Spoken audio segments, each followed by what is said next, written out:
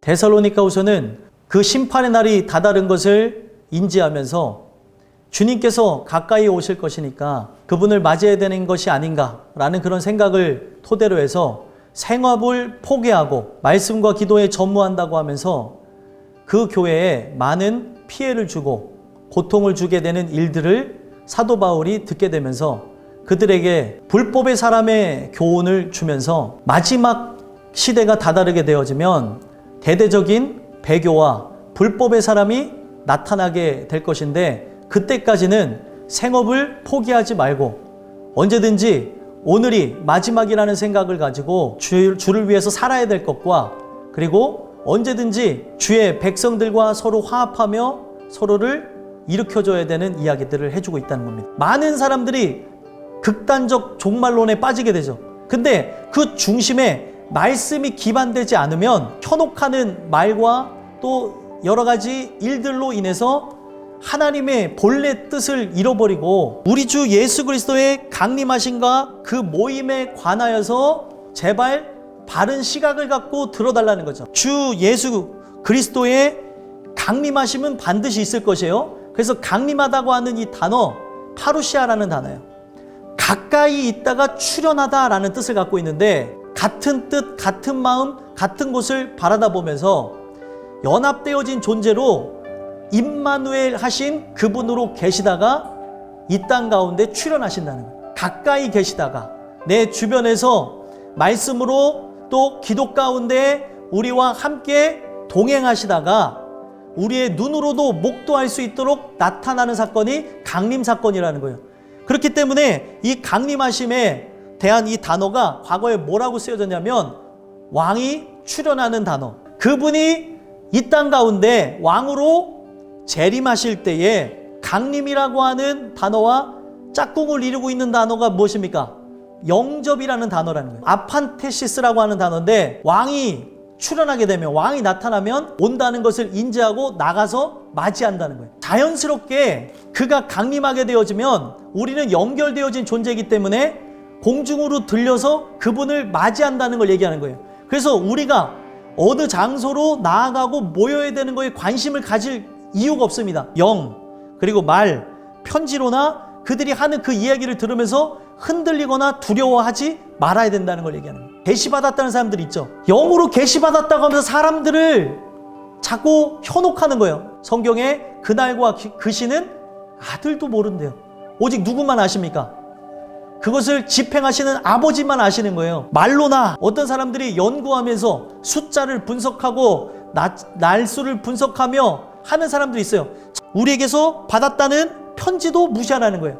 데살로니가 교회에서 어떤 사람들이 편지를 주면서 잘못된 종말론적인 그런 사상을 사람들에게 주입했던 걸 얘기하는 거죠. 종말의 때가 가까이 왔다고 하면서 많은 사람들이 외친다 한다 할지라도 그것을 보면서 두려워할 것이 아니라 이기신 예수를 바라봐야 된다는 거예요. 그 불법의 사람이 출현하기 전까지는 오늘 우리의 살아가는 인생 속에 여러분들이 해야 될 일들과 사명을 위해서 정진해 가라는 거예요. 누가 어떻게 하여도 수단과 방법을 가리지 않더라도 여러분들을 미혹하기 위해서, 현혹하기 위해서 갖은 방법을 다 사용할 거라는 거예요.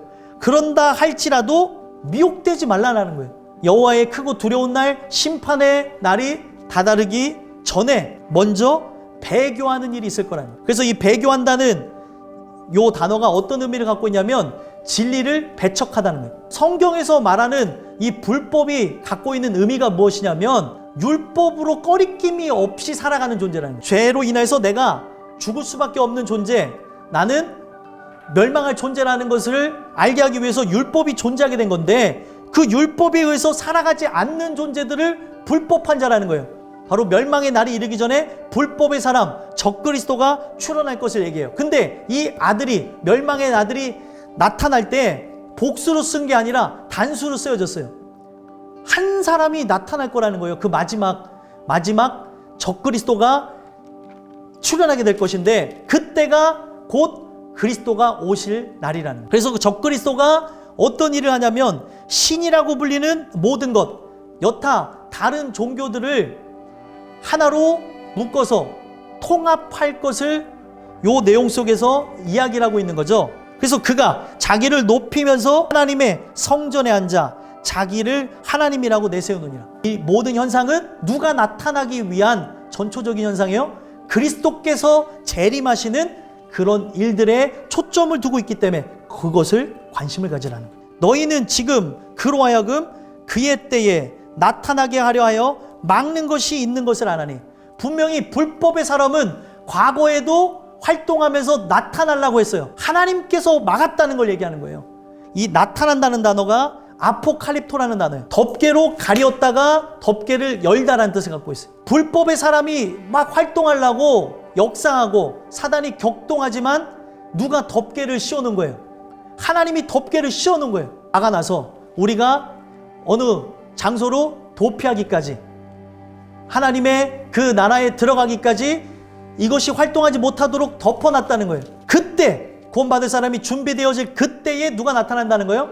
불법의 사람 나타난다는 거예요. 그 예수가 오심에 있어서 나는 그분과 연합되어진 자로 그가 나타나실 때에 그를 영접할 존재인가 돌아보기만 하면 되는 거예요.